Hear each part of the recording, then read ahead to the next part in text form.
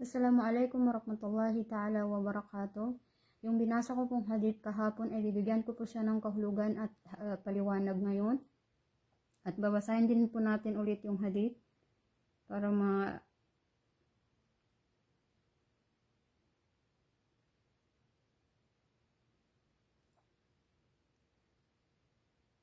yung binasa ko kahapon hadith ay babasahin ko po ulit ngayon.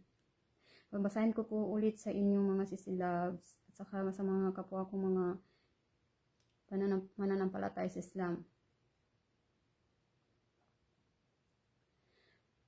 An Abi Hamza Anas ibn Malik radhiyallahu anhu qadimu Rasulillah sallallahu alaihi wasallam anin Nabi sallallahu alaihi wasallam qala la yu'minu ahadakum hatta yuhibba li akhihi ma yuhibbu li nafsihi. Rawahul Bukhari wa Muslim. Ang kahulugan ng hadith mula kay Abu Hamza na si Anas bin Malik ang tagapaglingkod ng mahal na propeta, kalugdan siya nawa ni Allah.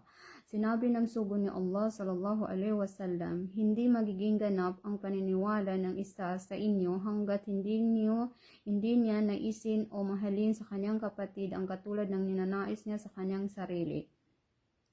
Naiulat ni Bukhari at Muslim.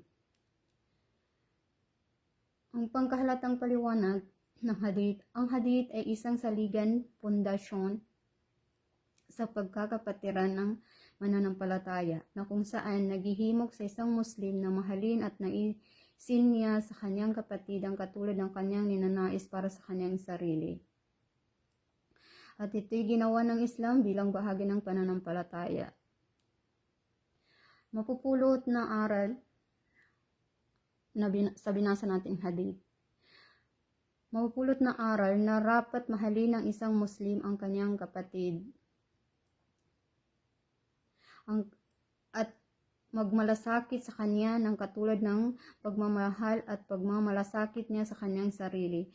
Iwasan ang katangian, inggit, dahil ang taong may katangian ganito ay hindi niya ninanais sa kanyang kapatid ang kabutihan na katulad na ninanais niya sa kanyang sarili. Obligado ang pagpapayuhan sa isa't isa tungo sa kabutihan at ito ang diwa ng tunay na pagkakapatiran sa Islam. Ang iman, pananampalataya, ay nagkakaiba-iba. Nagkakaiba-iba ng antas nito sa bawat Muslim. May malakas ang iman at mayroon naman hindi.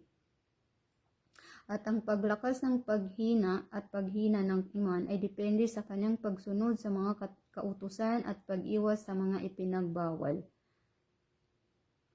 Ang paghahangad ng mabuti para sa kapwa Muslim ay nagdudulot ng tunay na pagkakapatiran sa pananampalatayang Islam. Ang Islam ay nag-uutos ng pagkakapatiran para kay Allah.